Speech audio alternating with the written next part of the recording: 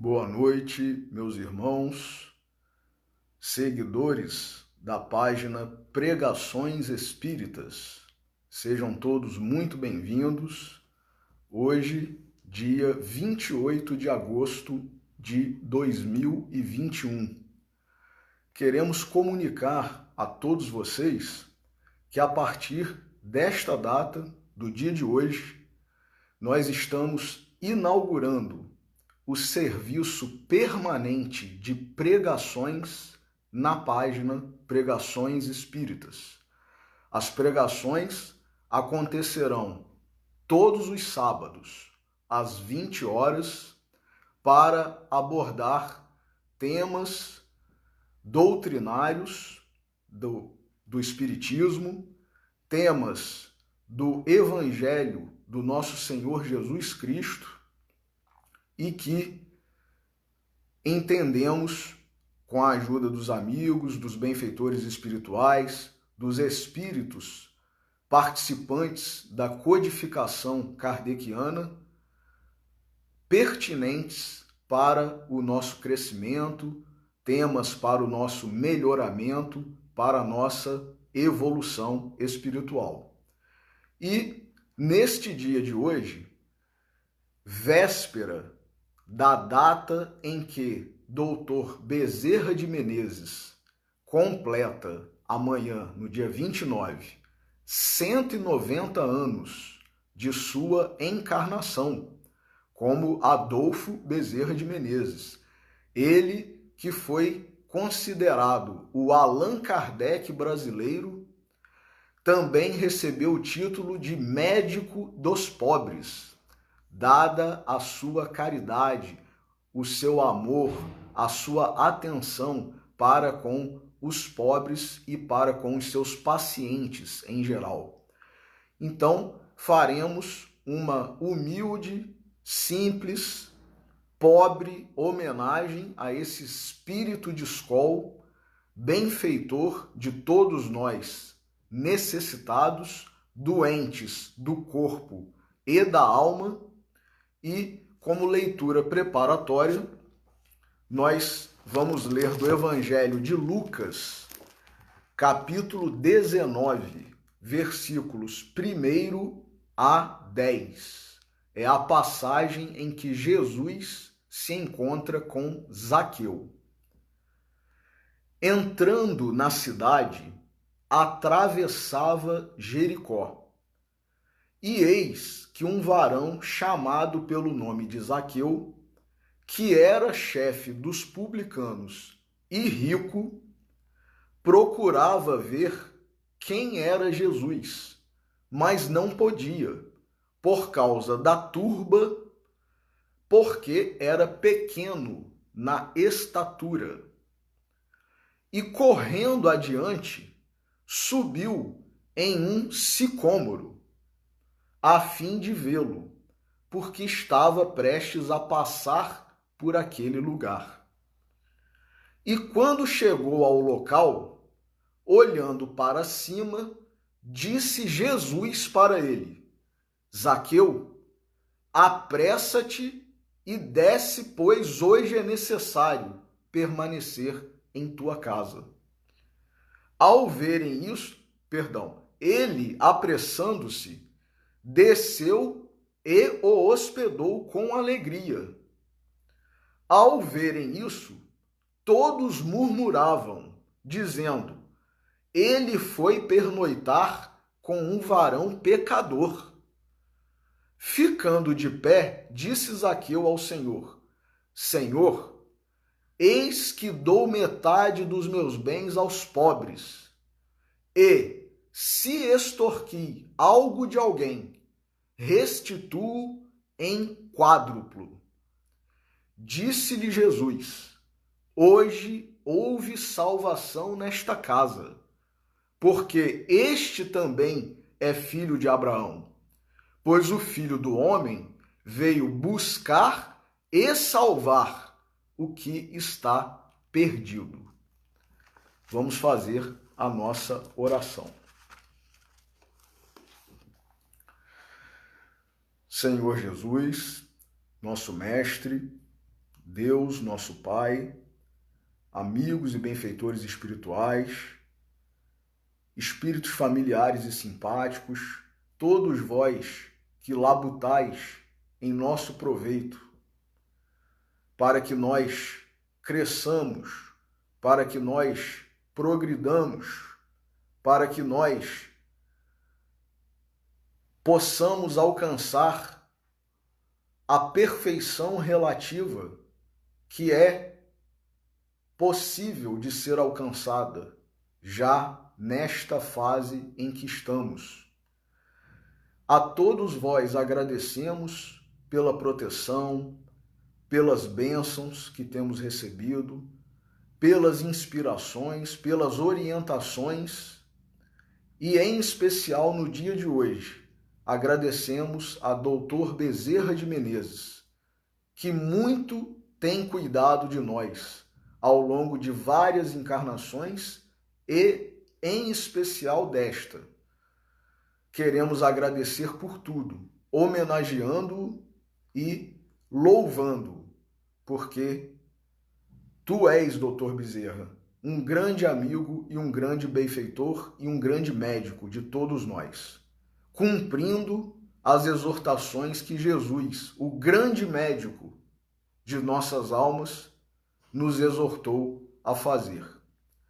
E por isso, antecipadamente gratos por esta oportunidade, pedimos permissão para iniciar a reflexão da noite de hoje. Que assim seja. Meus amigos, essa passagem, por que nós lemos a passagem de Zaqueu, o encontro de Zaqueu, o encontro de Jesus com Zaqueu? Porque nós espíritas sabemos, inicialmente, pela revelação de Dona Ivone do Amaral Pereira, a nossa amiga, médium, conhecida de todos, autora, através da sua mediunidade, de vários livros ditados pelo espírito Charles, pelo espírito Leon Tolstói e outros. Nós sabemos que Dr. Bezerra, que foi pai de Dona Ivone, não apenas em uma encarnação, mas em mais de uma, é um grande protetor seu, um grande guia, e ela nos revelou, através de uma conversa que teve com o espírito de Leon Tolstói, em desdobramento, que Zaqueu, o 13º apóstolo considerado, porque ocupou o lugar vago de Judas Iscariotes, após ele ter se suicidado, quando descobriu, entendeu que havia se iludido e teria sido o que nós na cristandade o caracterizaríamos como o grande traidor, aquele que entregou Jesus ao sinédrio e aos fariseus, né? Depois de ter descoberto isso, se arrependeu amargamente, Judas, e se suicidou. Então ficou uma vaga no apostolado. Eram 12 e ficaram 11 após Judas ter se suicidado. E Zaqueu, que já havia conhecido pessoalmente Jesus, já se dedicava, já pregava, inclusive, o Evangelho de Jesus, foi convidado, então, a ocupar o lugar de Judas e passou a ter, inclusive, o nome, né, a alcunha, ficou conhecido como Matias, o apóstolo Matias. E Dona Ivone do Amaral Pereira, a nossa médium fabulosa, fantástica, honesta, sincera, verdadeira e comprometida com o mediunismo e o mediunato, a missão que ela teve com a mediunidade em nos trazer ensinamentos evangélicos, doutrinários, do Novo Testamento, do Evangelho de Nosso Senhor Jesus Cristo e da doutrina espírita. Ela obteve, através de um desdobramento, com uma conversa com Leon Tolstói, a revelação de que esse Zaqueu, o Matias, ele reencarnou como Doutor Bezerra de Menezes. É certo, meus irmãos, que houve outras encarnações entre esse intervalo entre a encarnação em que ele foi Zaqueu e depois ocupando a vaga de Judas, chamado Matias, e essa última encarnação de que temos notícia desse espírito, que foi a de Doutor Bezerra de Menezes.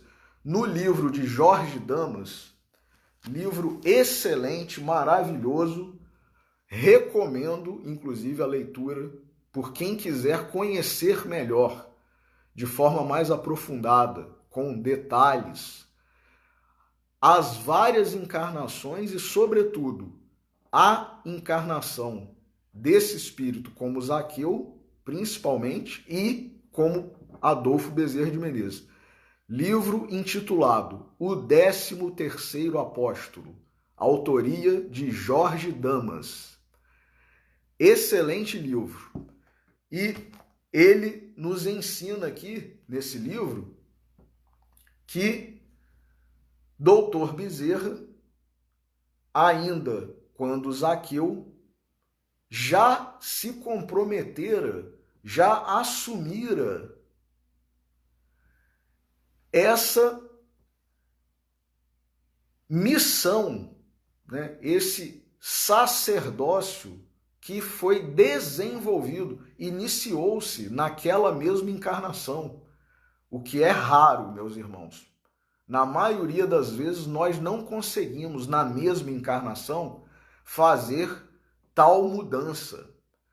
Estarmos caminhando por trilhas tortuosas, por descaminhos, por estradas marginais, e na mesma encarnação cairmos em nós mesmos, assim como aconteceu com o filho pródigo, e levantarmos-nos e irmos ter com o nosso Pai.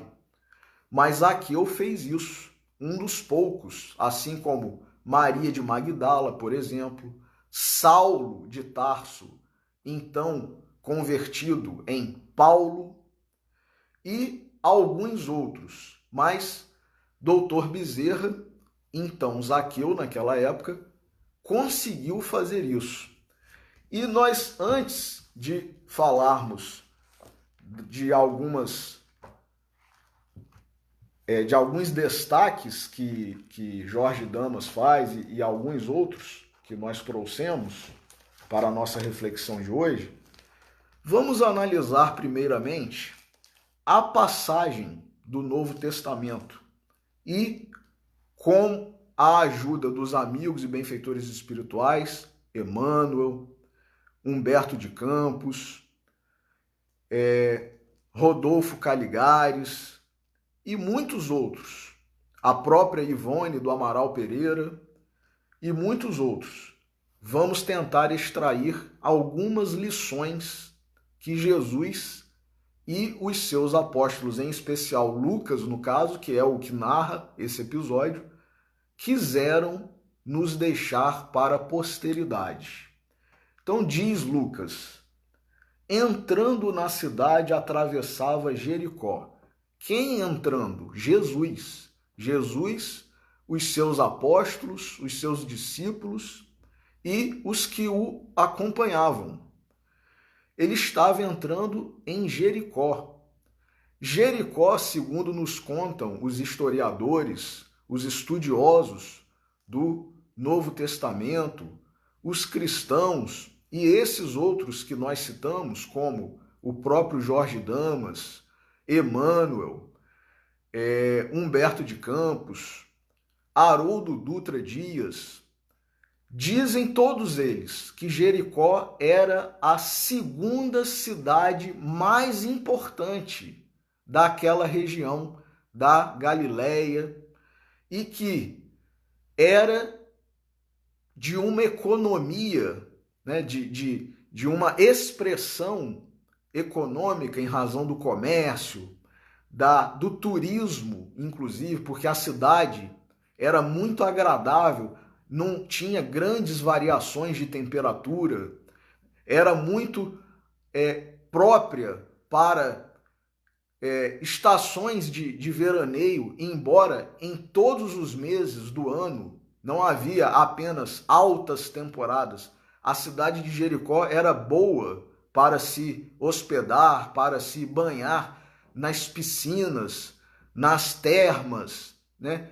E no próprio mar e rios que a banhavam o ano inteiro. Então, o turismo, o comércio era algo pujante e muita gente residia, passava por lá e Jesus estava passando por esta cidade e, diz Lucas, eis que um varão chamado pelo nome Zaqueu, que era chefe dos publicanos e rico, procurava ver quem era Jesus, mas não podia, por causa da turba, quer dizer, uma multidão acompanhava Jesus, porque era pequeno na estatura. Zaqueu era baixo. Então, nós andando no meio de uma multidão, sendo de baixa estatura, nós teremos dificuldades de ver alguma coisa, alguém, né? Porque as pessoas mais altas do que nós impedirão a nossa visão. E Zaqueu estava nessa situação. Mas é interessante aproveitar o que Jorge Damas nos traz nesse livro 13º Apóstolo, porque ele nos explica, ele esmiuça de tal forma, meus irmãos, a vida, a personalidade, a história de Zaqueu, que ele explica mesmo até o significado desse nome. Porque nós sabemos que todos os nomes, nomes próprios, né, nomes das pessoas, têm significados.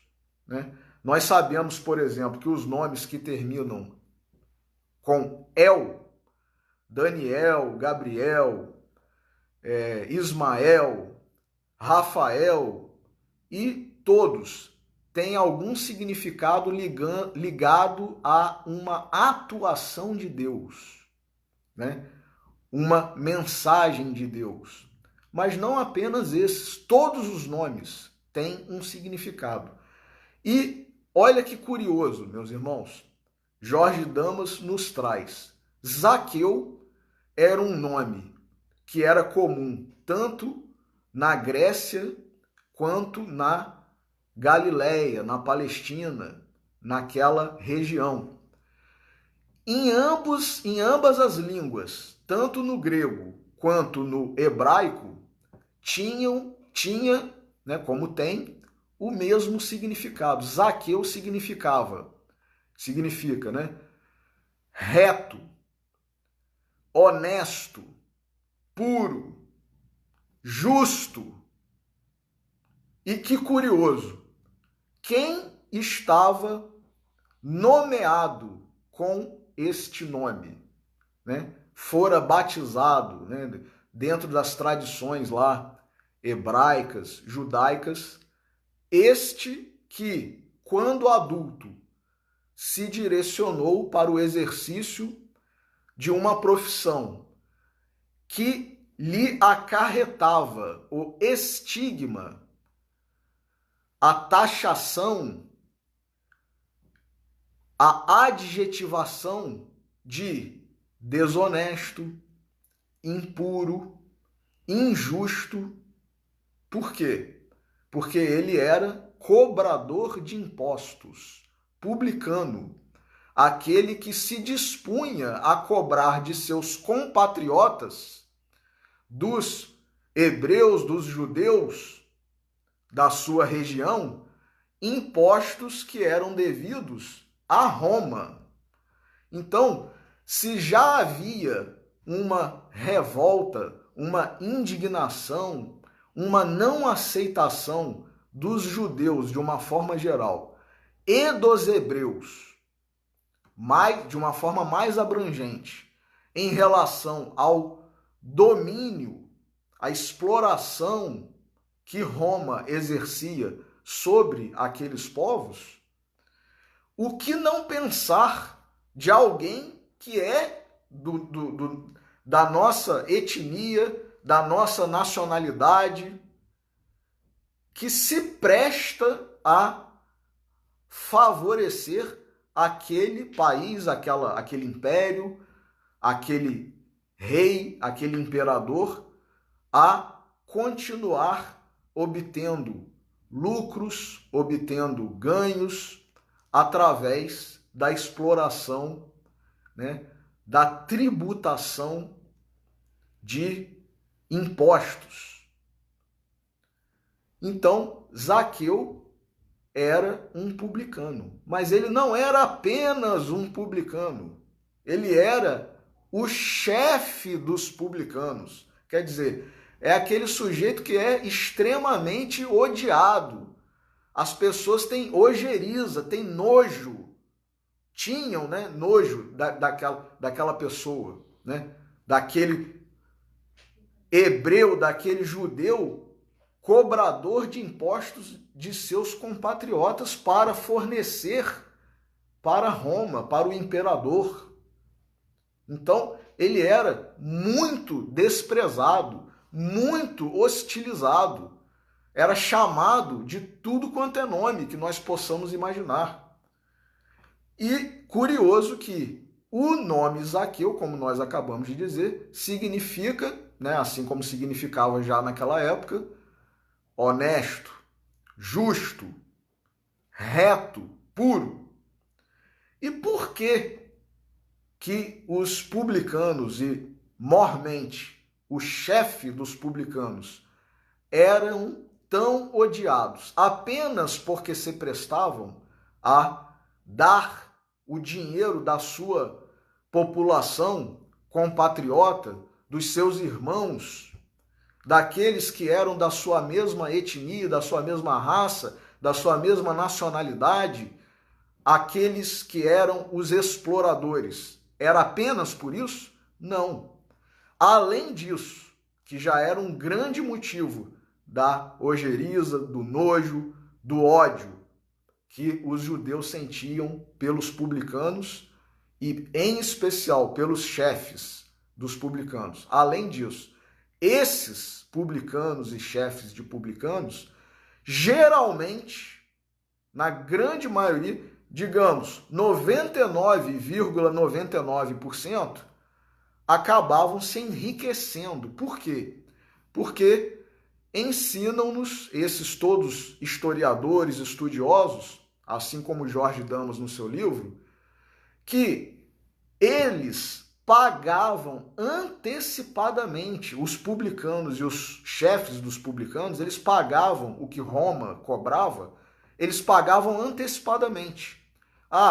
São R$1.000 de imposto que essa região nossa aqui tem que pagar a Roma. Então, o publicano pagava do próprio dinheiro.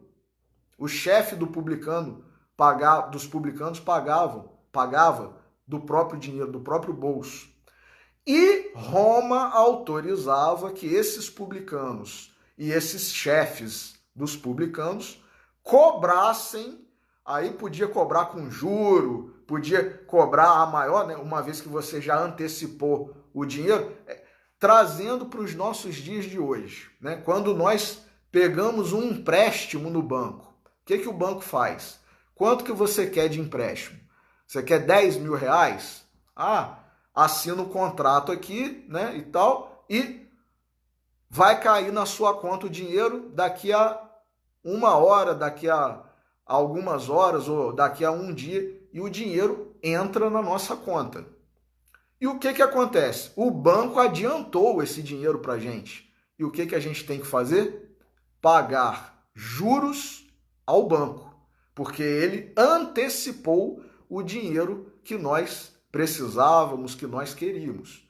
Então, nós vamos pagar juros para o banco.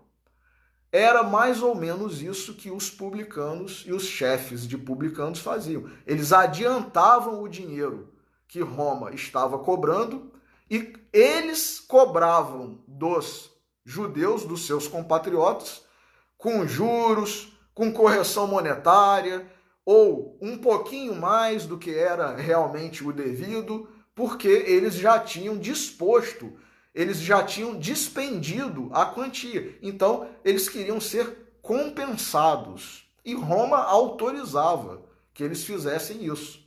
Então, na maioria das vezes, eles ganhavam mais do que o que eles haviam dispendido. Eles ganhavam, eles recebiam mais do que o que eles haviam pago a Roma. Então, eles enriqueciam com essa cobrança.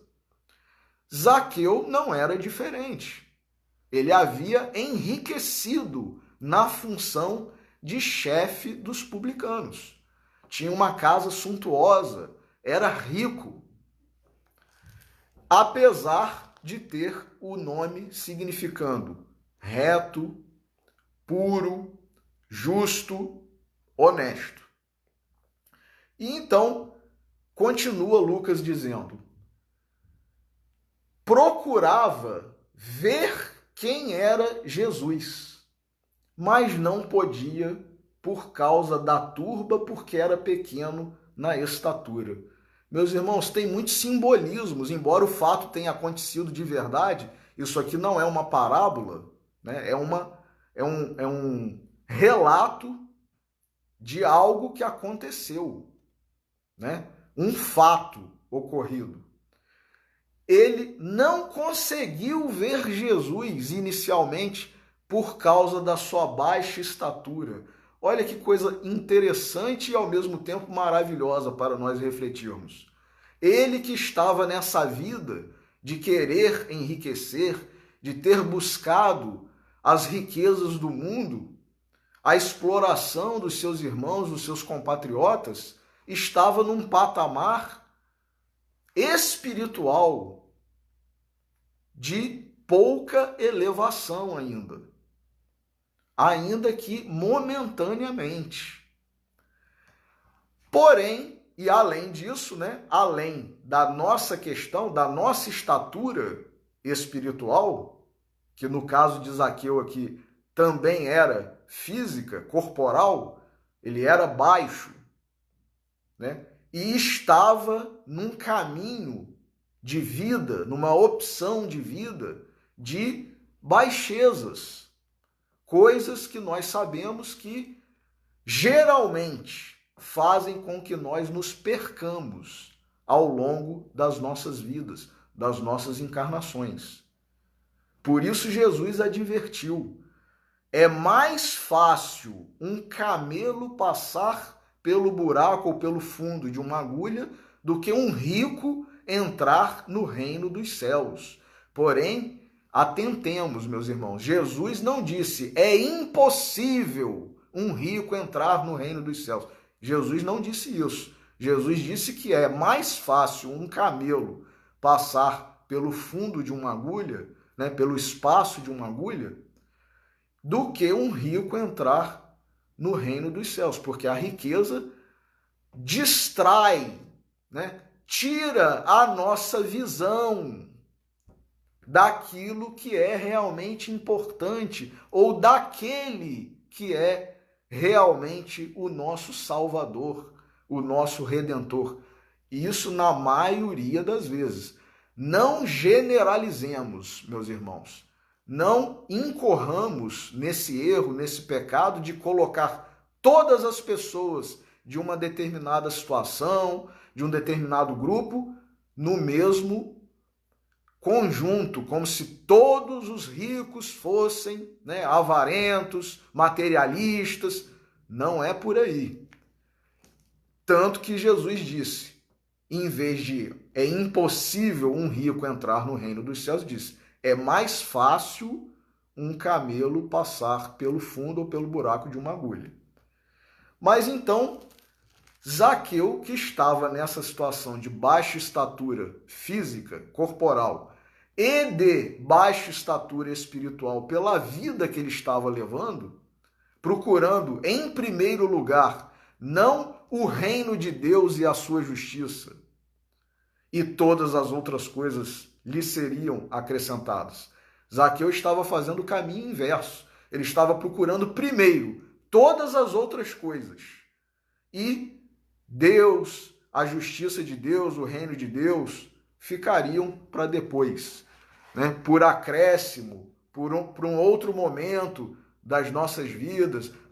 Eu sou muito novo, eu tenho que aproveitar, né? Eu tenho que me dedicar à profissão e a religião agora vai me atrapalhar. Então, quer dizer, se a gente tem esse tipo de conceito, a estatura espiritual nossa está baixa, né?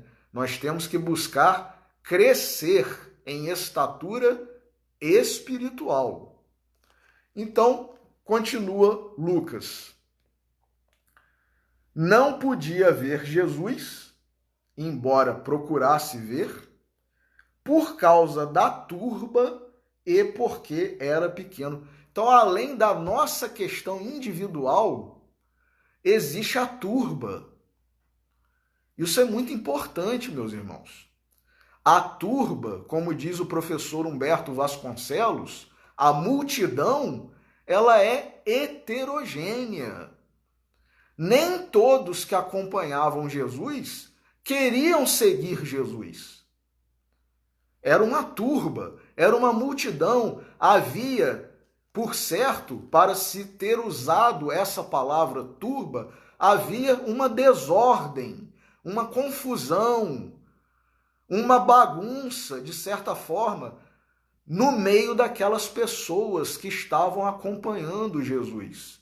Não estamos aqui nos referindo aos apóstolos, aos discípulos, às pessoas que estavam ali com sinceridade, com verdade, com fé em Jesus. Não. Mas havia muitos ali que não estavam com nenhum desses sentimentos, dessas qualidades. Estavam ali porque estavam vigiando Jesus.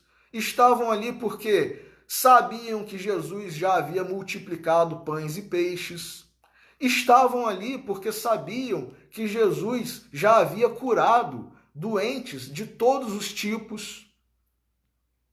Estavam ali porque queriam que Jesus incorresse em alguma falta, em algum crime, em alguma contravenção, em alguma desobediência da lei, para que pudessem ter motivo oficial para condenar e crucificar Jesus.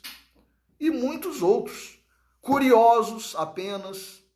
Então, o professor Humberto fala tudo isso quando ele fala da multidão que seguia Jesus. Então era uma multidão heterogênea. Mas o professor Humberto também fala que para Jesus a multidão tem rosto e coração. Então Jesus conhece cada um que compõe essa multidão. E apesar dessa turba ser heterogênea, ser diversificada, e muitas vezes nos atrapalhar, porque nessa confusão geralmente tem empurra-empurra, né? Quem não já participou ou não já viu, pelo menos, uma multidão, né? Num show, num circo, numa arquibancada, num estádio de futebol. E quando acontece alguma coisa, as pessoas saem correndo e muitas vezes algumas pessoas até desencarnam, morrem por serem pisoteadas. Então, quer dizer, quando você está numa multidão, de certa forma, se você não estiver em vigilância e oração, você pode ser, digamos assim, dominado pela multidão, dominado pela multidão. Você perde a sua essência, a sua força, a sua individualidade, e tanto é assim que, para quem é da área do direito, né, os juristas, os advogados e todos que sejam, né, formados aí em direito, nós sabemos que existe um crime, uma conduta tipificada como crime, que é a rixa. O que é isso? O que é o crime de rixa? É quando várias pessoas ao mesmo tempo começam a se agredir mutuamente e não se pode definir quem está agredindo quem. Porque não sou eu contra uma pessoa. É uma multidão, é um grupo, é um bando contra outra multidão, outro grupo e outro bando. São várias pessoas ao mesmo tempo. Então isso acontece muito em torcidas de clubes, né, de futebol. Houve um desentendimento lá entre as torcidas, né, do time tal com o time qual, né? E começaram a se agredir. Dá para definir quem tá? Não, é todo mundo ali, né? E muitas pessoas às vezes se aproveitam, inclusive, dessa situação, pessoas que nós nunca imaginaríamos que fariam esse tipo de coisa. Mas depois a pessoa, poxa, na hora, quer dizer, isso denota, né? Expressa, explicita a nossa estatura espiritual, né? Na hora que eu vi a confusão lá, me deu vontade de dar um pontapé também, de dar um soco, né? Tava todo mundo misturado, eu aproveitei, né? Então, quer dizer, se você teve esse impulso, se você chegou a fazer isso, né, a consumar esse delito, na verdade você, embora aparentemente pacato, calmo, educado, você ainda é um espírito de baixa estatura espiritual. Porque, como diz o ditado popular aí, o provérbio, né? A ocasião faz o ladrão. Muitas vezes a ocasião faz o agressor, faz o matador, faz o homicida, faz o ladrão também. Mas faz todos esses tipos, né? O estuprador e por aí vai, né? Então, a gente sente vontade de participar daquilo, a gente sente vontade de cometer um crime porque a ocasião está favorecendo. Então, a gente está com uma estatura espiritual muito baixa ainda. E a multidão, muitas vezes, a turba propicia isso. Atrapalha, no mínimo, que nós alcancemos a visão daquele ou daquilo que é o mais importante para nós, daquele que é o nosso Salvador, daquilo que vai fazer com que nós mudemos a nossa jornada, a nossa vida, a nossa trajetória, fazer com que nós cresçamos espiritualmente. Muitas vezes é a turba, é a multidão. E por invigilância nossa, nós acabamos nos deixando, ou de forma inconsciente, né? Aquela coisa meio, deixa a onda me levar, né? Deixa a vida me levar, a vida leva eu e tal, ou não. Eu vou aproveitar aqui mesmo, já que está todo mundo... Então, por exemplo, a gente também vê em ocasiões, né, que já aconteceram aqui no Brasil, de greves, por exemplo, de policiais e pessoas saqueando lojas, né, supermercados, lojas de departamentos, e aí, tá todo mundo invadindo, eu vou invadir também, eu vou pegar uma televisão aqui para mim, eu vou pegar um micro-ondas, vou pegar um ventilador, e aí depois, inclusive, essas pessoas, graças a Deus, se arrependem e vão à delegacia se entregar. Eu me deixei levar aqui pela multidão e estou aqui querendo me entregar, né, confessar meu crime, o produto está aqui na minha mão, que eu furtei, que eu roubei, enfim, né? Mas a pessoa acabou se deixando levar. É porque o nosso passado, às vezes, está muito vivo ainda dentro de nós. Passado de erros, de crimes. Então, quando surge uma oportunidade, se nós não estivermos muito vigilantes, muitas vezes nós nos deixamos, né, levar. Mas Zaqueu não fez isso.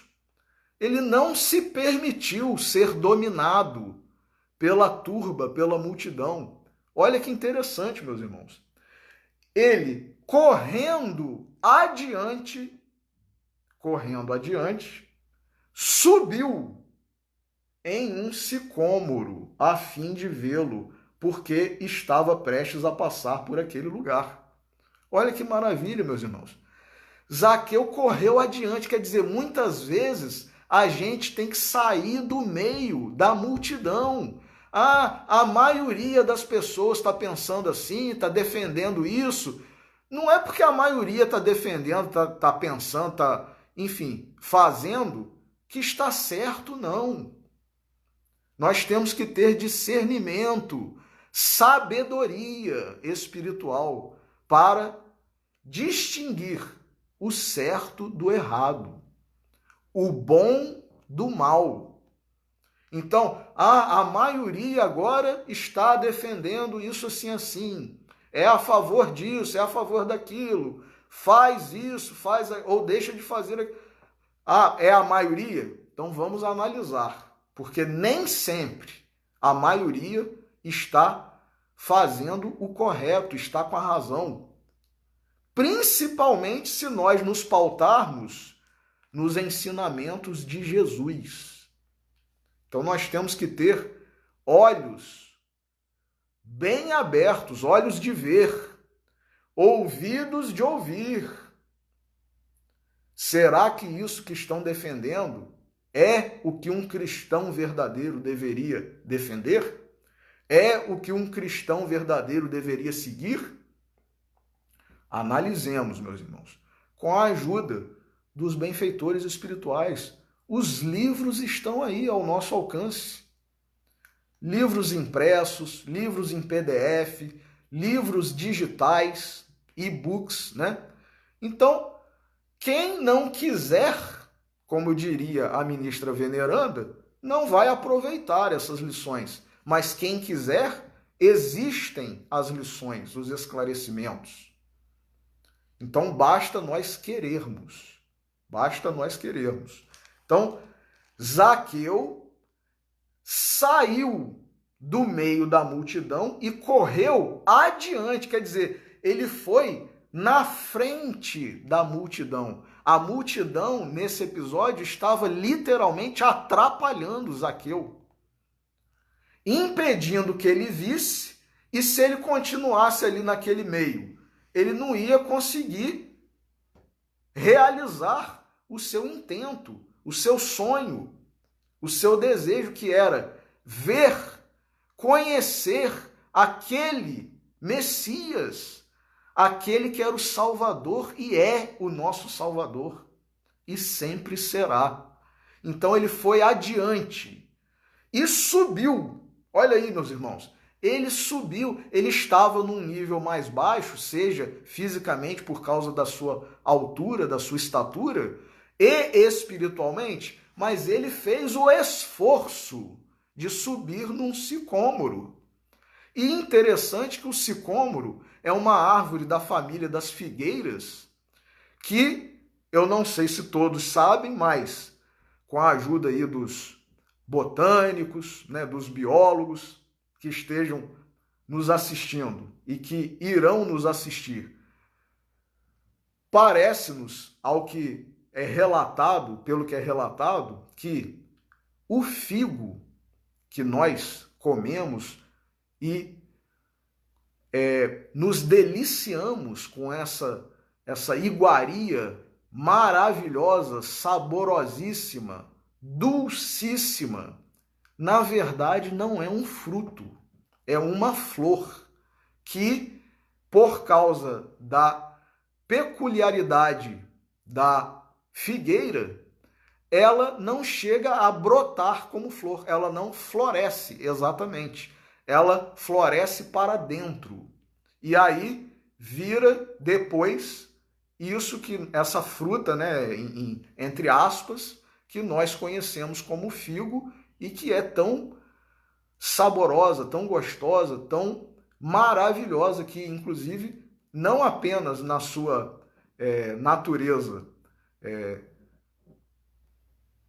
sem intervenção nenhuma já é ótima, né? Uma verdadeira iguaria, e muitas pessoas utilizam inclusive para fazer doces, geleias, tudo de figo. Eu não sei, né? Lógico, gosto não se discute, mas na minha opinião, tudo de figo é maravilhoso.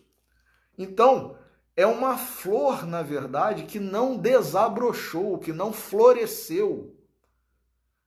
E Zaqueu, ele fez um esforço de subir. Olha a coincidência, entre aspas, meus irmãos. Subiu exatamente nessa árvore. Essa árvore que não floresce para fora.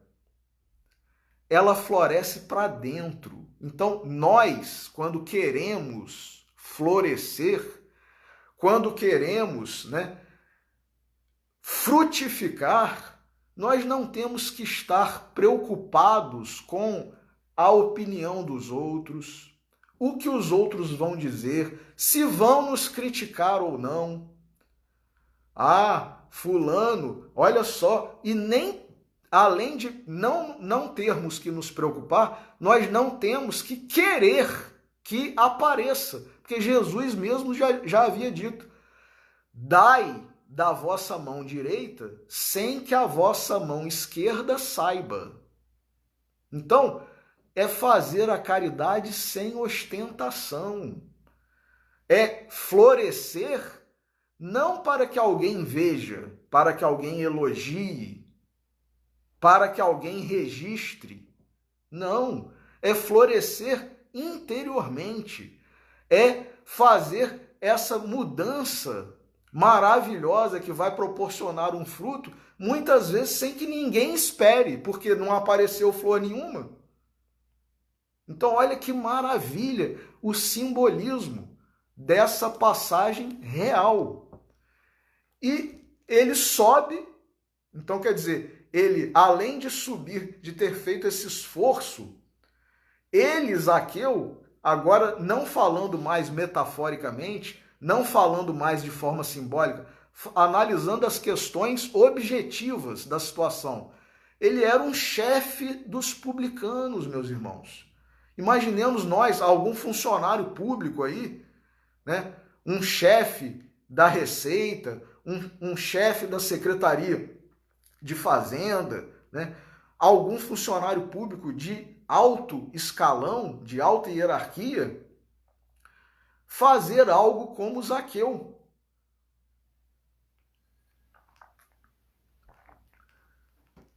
Muitos não fariam porque, poxa, eu sou o chefe da repartição aqui, eu vou subir numa árvore para ver um sujeito aí que tá ficando conhecido, tá ficando famoso, que muita gente... O que vão falar de mim, né, quando me virem subindo ou quando me virem no alto de uma árvore, né? Eu que sou baixinho, né? E as pessoas vão me zoar, vão me fazer bullying, e isso e aquilo. Enfim, o nosso orgulho muitas vezes nos impede de fazer isso que Zaqueu fez, de abandonar todas essas preocupações, esses nadas, como diz um espírito, numa resposta de O Livro dos Espíritos, a quantos nadas é a vida de todos vós, né? A soma de muitos nadas. Quer dizer, a gente se preocupa com coisas tão pequenas, tão banais, e essas coisas muitas vezes nos impedem, nos paralisam. Zaqueu não teve esses temores, meus irmãos. Ele subiu naquele sicômoro e, quando chegou ao local, quer dizer, ele se elevou, ele saiu daquele patamar de estatura física e espiritual baixa em que ele estava, e ele se elevou, ainda que por alguns momentos. Nós podemos fazer isso. Se nós já não temos condições de nos elevarmos permanentemente, nós temos condições de nos elevarmos temporariamente, algumas vezes, nos esforçando sempre cada vez mais. Foi isso que Zaqueu fez. Então, Jesus chegando perto dele, olha para cima. Olha que maravilha também que Lucas registra, meus irmãos. Jesus olhou para cima. Quer dizer, Jesus olhou ali para Zaqueu, não apenas naquele momento de elevação espiritual. Jesus olhou para o horizonte, aquilo que estava aguardando Zaqueu ao longo da eternidade. Olha que maravilha. Olhando para cima, disse Jesus para ele: Zaqueu, apressando-te, desce. Quer dizer, você está num patamar agora, momentaneamente, né, num êxtase, numa comunhão maravilhosa com o Pai Celestial. Mas você precisa voltar, Zaqueu. Você tem que voltar para a sua vida. Você tem que voltar para a sua encarnação, para a sua realidade. Desce apressadamente, pois hoje é necessário permanecer na tua casa. Que casa é essa? É a casa do coração, meus irmãos. É a nossa casa espiritual. Embora Jesus tenha dito essas palavras e se hospedado na casa de Zaqueu mesmo. O que foi motivo, inclusive, olha aqui, o que os apóstolos de Jesus, está no livro Boa Nova, de Humberto de Campos. Outro livro maravilhoso que recomendo, não apenas nesse capítulo que fala de Zaqueu, que é o capítulo 23, intitulado O Servo Bom, mas todos os capítulos desse livro é maravilhoso. Conta Humberto de Campos, né, o escritor, o contista, conhecido no Brasil, membro da Academia Brasileira de Letras, ele conta aqui detalhes, bastidores de alguns fatos que aconteceram na vida de Jesus. Pessoas que se relacionaram com Jesus, discípulos que fizeram parte ali do discipulado, apóstolos que fizeram parte do apostolado. Então, Humberto de Campos conta detalhes, minúcias, que não estão no Evangelho, no Novo Testamento. Então, se a gente quiser conhecer, é como se fosse aqui, né, trazendo para uma linguagem mais moderna, mais atual, esse livro, assim como outros de Humberto de Campos, é como se fosse um making of dos fatos que estão narrados, de alguns fatos que estão narrados no Novo Testamento. Então é muito interessante. E ele fala aqui, por exemplo, Humberto de Campos, sendo Zaqueu quem era, e Jesus tendo dito, hoje me hospedarei em tua casa, os discípulos começaram a murmurar e mais o povo todo ali, a multidão. Ué, mas peraí, Jesus vai se hospedar na casa de um publicano, de um chefe dos publicanos, de um ladrão, de um corrupto, de um desonesto, de um impuro, fazendo aí os antônimos em relação aos significados do nome Zaqueu. Que justo o quê? É um injusto. Que honesto é um desonesto. Jesus vai se hospedar na casa dele. Então, começaram a questionar. E aí, nos conta Humberto de Campos, sem que pudesse traduzir o que se passava em seu coração, o publicano de Jericó desceu de sua improvisada galeria. Quer dizer, ele estava no alto da árvore, parecia uma galeria lá, ele admirando Jesus, né? E Jesus vem até ele. Ele queria apenas ver Jesus. E Jesus veio até ele. E, inclusive, Jorge Damas, ele fala que Zaqueu, por já estar buscando Jesus, por já estar perguntando, querendo conhecer mais, né? E não apenas ouvir falar, querendo conhecer pessoalmente, de perto, por certo, ele sabia que dentre os 12 apóstolos, um, que é Levi Mateus, era publicano. Então, Zaqueu sentiu aquele acolhimento, né? Uma palavra que está muito em voga hoje, né? Acolhimento, pertencimento. Zaqueu se sentiu acolhido. Zaqueu se sentiu como parte pertencente àquele grupo que não era desprezado por Jesus. Porque Jesus tinha, dentre os 12 apóstolos, Levi Mateus, que era um publicano. Então, Humberto de Campos agora nos diz assim: o publicano de Jericó desceu de sua improvisada galeria, possuído de imenso júbilo. Abraçou-se a Jesus com prazer espontâneo e ordenou todas as providências para que o querido hóspede e sua comitiva, olha só, Zaqueu não desprezou aqueles que estavam murmurando.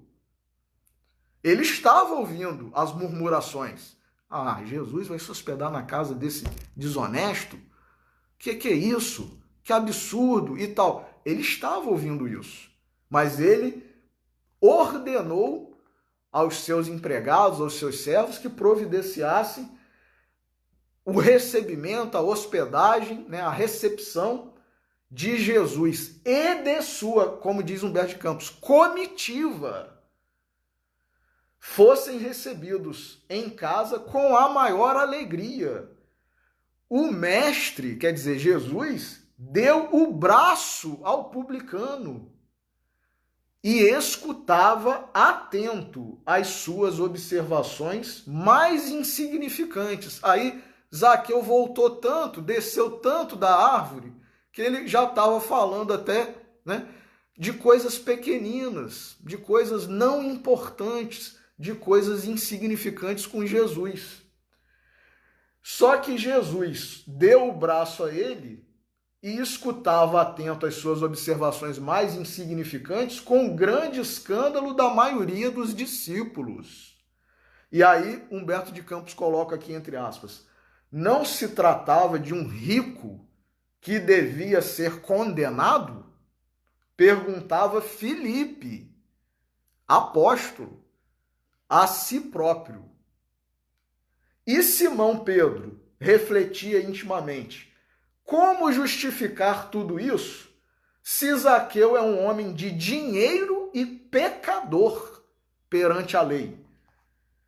Aí continua Humberto de Campos: há breves instantes, porém, toda a comitiva penetrava na residência do publicano, que não ocultava o seu contentamento inexcedível. Jesus lhe conquistara as atenções, tocando-lhe as fibras mais íntimas do espírito, com a sua presença generosa. Tratava-se de um hóspede bem amado, que lhe ficaria eternamente no coração. Olha aí a casa espiritual. Aproximava-se o crepúsculo, quando Zaqueu mandou oferecer uma leve refeição a todo o povo, em sinal de alegria, sentando-se com Jesus e os seus discípulos sob um vasto alpendre.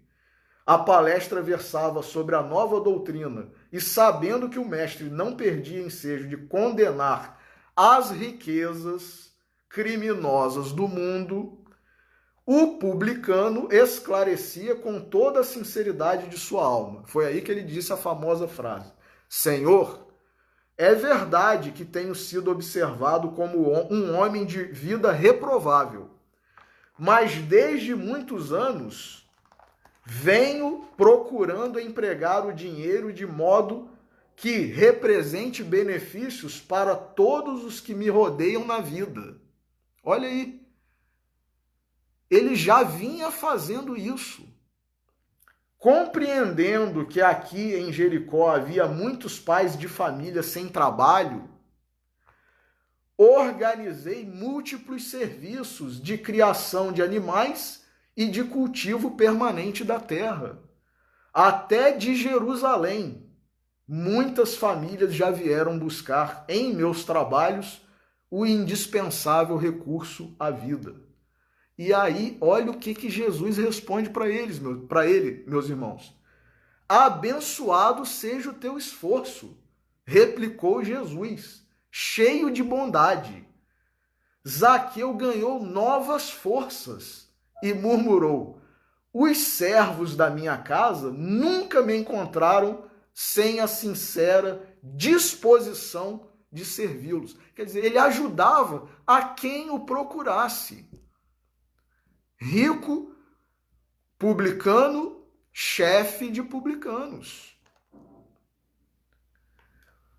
Regozijo-me contigo, exclamou o Messias, porque todos nós somos servos de nosso Pai.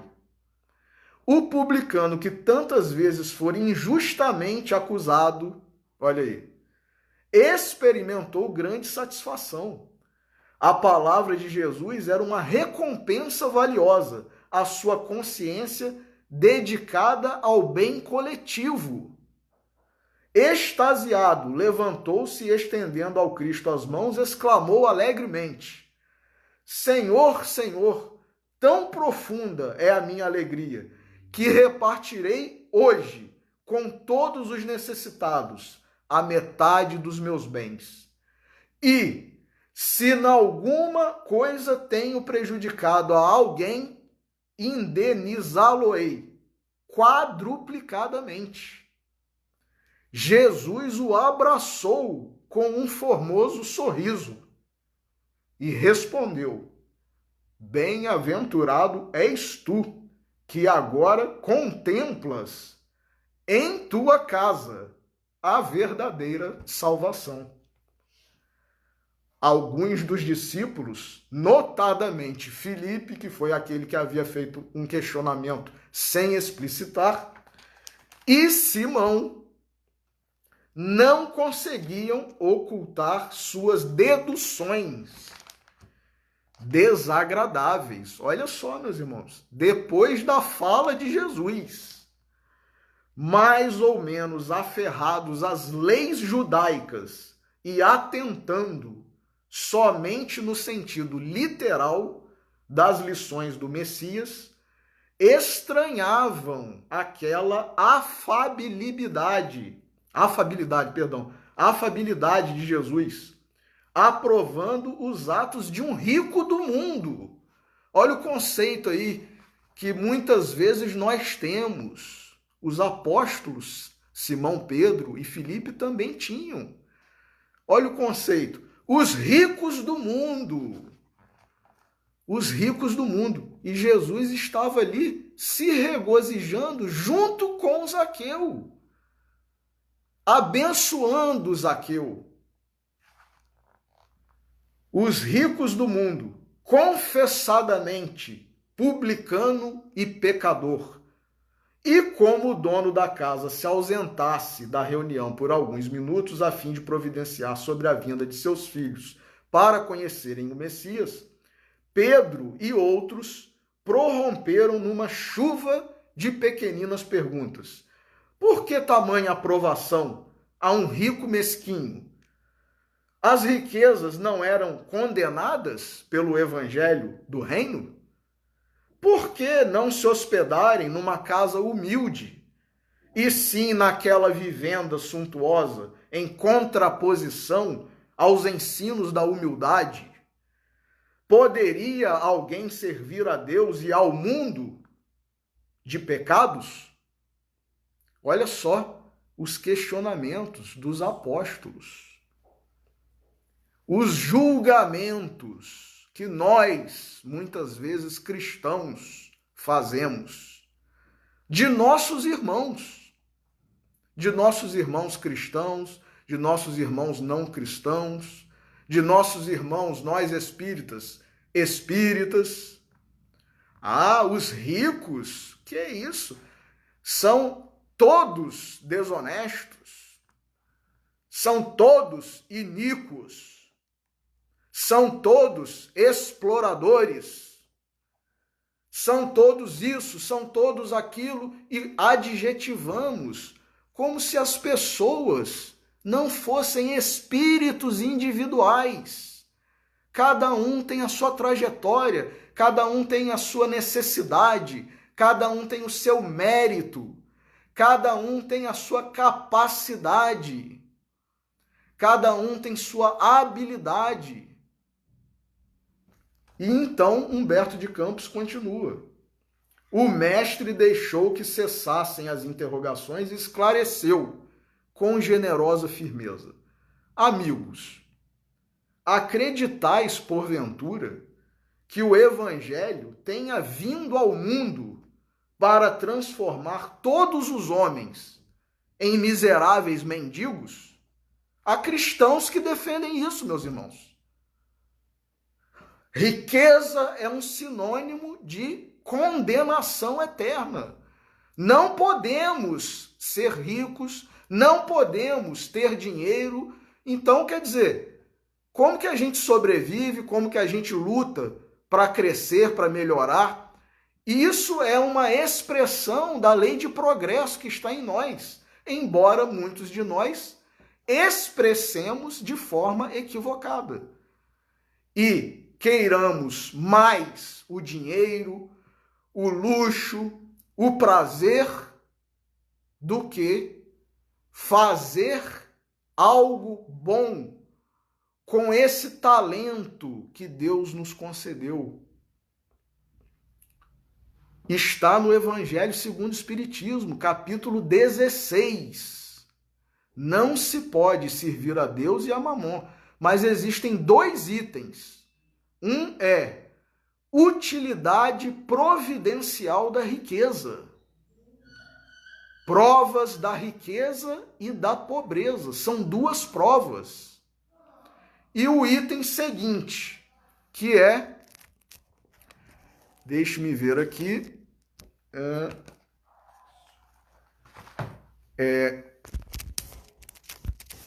só um instantinho, gente.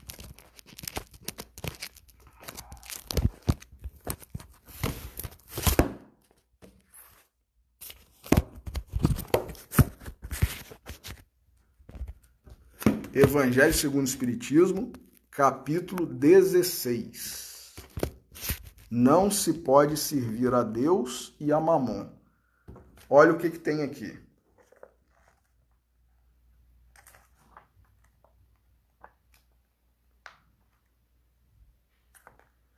Item 7. Utilidade providencial da fortuna ou da riqueza.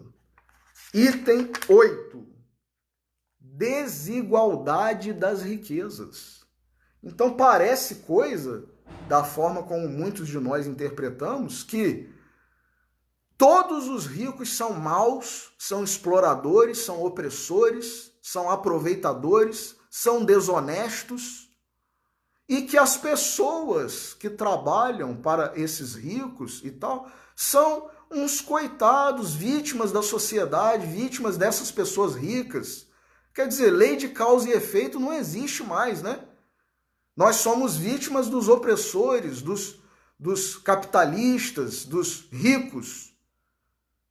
E, no entanto, esses mesmos ricos, se usarem mal a riqueza, voltarão como miseráveis. Hélio Adriano, imperador romano, após a sua encarnação como Hélio Adriano, imperador romano, veio como um mendigo na favela do Esquilino, lá no Império Romano.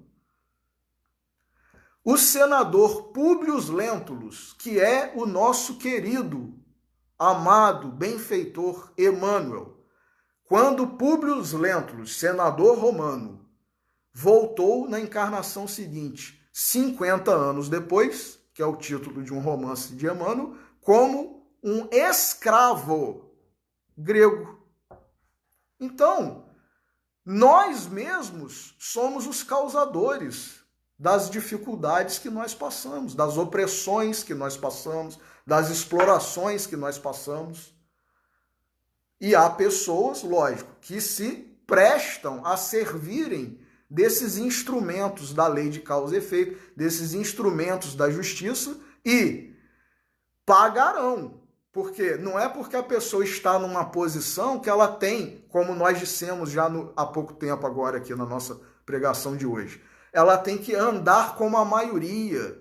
Ah, todos os empresários fazem isso, eu vou fazer também. Não. Se você é um cristão verdadeiro, você não tem que fazer isso, não.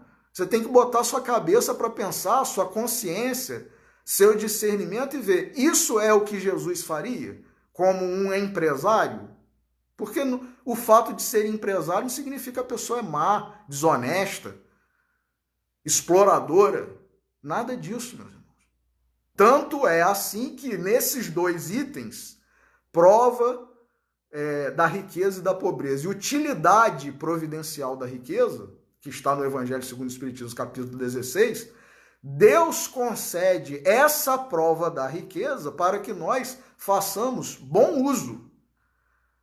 E é exatamente o que Humberto de Campos diz que Zaqueu já estava fazendo. Ele estava, sim, acumulando dinheiro de uma forma desonesta, mas ele fazia caridade, ele ajudava. E o próprio Jesus deixou uma lição para a gente. Granjeai, amigo, com as riquezas da iniquidade. Então, chegou, de alguma forma, pela nossa ambição, pela nossa avareza, vamos transformar, transmutar. Vamos fazer essa florescência interna. Então, Zaqueu já fazia isso. E ele se comprometeu ali diante de Jesus e de todos. Se eu defraudei alguém, eu vou restituir quadruplicadamente. Inclusive, Jorge Damas analisa que na lei mosaica, era estabelecida a restituição do que havia sido furtado, apropriado. Se fosse furtado ou roubado, deveria restituir 5 vezes mais. Agora, isso se fosse um bem valioso, também tem isso, né?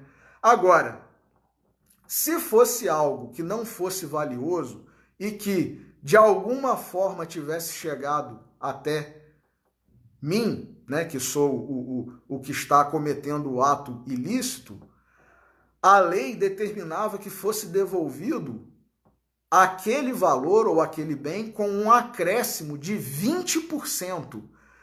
Zaqueu, como estava já de algum tempo procurando seguir da melhor forma possível a ética, a moral divina e também crística, ele, por vontade própria, ele restituía sem que a lei o obrigasse, quadruplicadamente.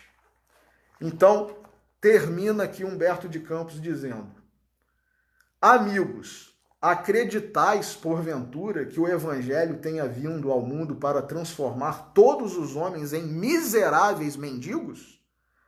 Qual a esmola maior? A que socorre as necessidades de um dia ou a que adota providências para uma vida inteira? Então, o que é melhor? Você dar uma esmola e permitir que a pessoa compre um pão, né? Compre um remédio, pague o seu almoço, ou você dar um emprego para essa pessoa, para ela ter uma renda fixa com a qual ela possa contar, ter dignidade, não precisar mendigar. É isso que Jesus falou, meus irmãos. Humberto de Campos nos relata. No mundo vivem os que entesouram na terra e os que entesouram no céu. Os primeiros escondem suas possibilidades no cofre da ambição e do egoísmo. E, por vezes, atiram moedas douradas ao faminto que passa, procurando livrar-se de sua presença. Os segundos ligam suas existências a vidas numerosas, fazendo de seus servos e dos auxiliares de esforços a continuação de sua própria família. Esses últimos sabem empregar o sagrado depósito de Deus e são seus mordomos fiéis. Olha aí, granjeai amigos com as riquezas da iniquidade, a face do mundo. Os apóstolos ouviam-no espantados. Filipe, desejoso de se justificar, depois da argumentação incisiva do Cristo, exclamou: Senhor, eu não compreendia bem, porque trazia o meu pensamento fixado nos pobres, que a vossa bondade nos ensinou a amar. Entretanto, Filipe, elucidou o mestre, é necessário não nos perdermos em viciações do sentimento. Olha aí, nunca ouviste falar numa terra pobre, numa árvore pobre, em animais desamparados? E acima de tudo, nesses quadros da natureza que Zaqueu procura atender, não vês o homem, nosso irmão? Qual será o mais infeliz? O mendigo sem responsabilidade, a não ser a de sua própria manutenção, ou um pai carregado de filhinhos a lhe pedirem pão? Quer dizer, quando você dá a esmola, é muito bom, mas muitas vezes você está proporcionando algo para uma pessoa. E quando você dá um emprego, se você tiver condições disso, você está proporcionando algo, às vezes, né, a uma família inteira, embora você tenha empregado apenas uma pessoa. Foi isso que Jesus quis dizer. Sim, amigos, ditosos os que repartirem os seus bens com os pobres, mas bem-aventurados também os que consagrarem suas possibilidades aos movimentos da vida, cientes de que o mundo é um grande necessitado e que sabem, assim, servir a Deus com as riquezas que lhes foram confiadas. Em seguida, Zaqueu mandou servir uma grande mesa ao Senhor e aos discípulos, onde Jesus partiu o pão, partilhando do contentamento geral. Impulsionado por um júbilo insopitável, o chefe publicano de Jericó apresentou seus filhos a Jesus e mandou que seus servos festejassem aquela noite memorável para o seu coração. Nos terreiros amplos da casa, crianças e velhos felizes cantaram hinos de cariciosa ventura, enquanto jovens em grande número tocavam flautas, enchendo de harmonia o ambiente. Foi então que Jesus, reunidos todos, contou a formosa parábola dos talentos, que, pousando, conforme a narrativa dos apóstolos, e foi também que, pousando, enternecido e generoso olhar sobre a figura de Zaqueu, seus lábios divinos pronunciaram as imorredoras palavras: Bem-aventurado sejas tu, servo bom e fiel. Meus irmãos, e quer nos parecer que esse espírito, Zaqueu, ao longo de todas as outras encarnações, foi e tem sido um servo bom e fiel. Podemos falar mormente nessa encarnação como o Dr. Bezerra de Menezes, que foi uma encarnação designada, destinada pelo próprio Jesus e por Ismael, o nosso anjo benfeitor e protetor do Brasil, com uma missão no Brasil, com uma missão no Espiritismo. Então, fica aqui a nossa parca homenagem, apenas finalizando com essa citação aqui de Haroldo Dutra Dias, no livro Despertar, livro também recomendado, onde ele diz o seguinte: talvez você olhe apenas para aquele homem velho, de barba branca, de baixa estatura, publicano, que luta para manter sua família e cuidar de seus trabalhadores. E talvez nos seus critérios humanos você não tivesse chamado Zaqueu.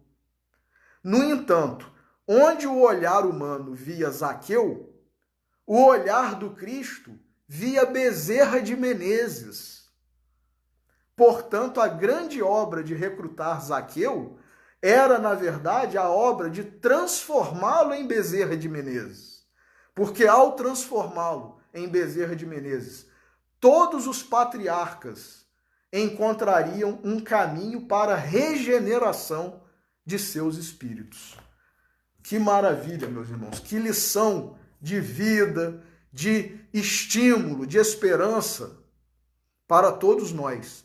Então, encerrando aqui a nossa reflexão, que nós possamos correr adiante da multidão, subir numa árvore que proporciona e realiza o florescimento interno, e que nós possamos ser bons e fiéis servos, em nome de Jesus.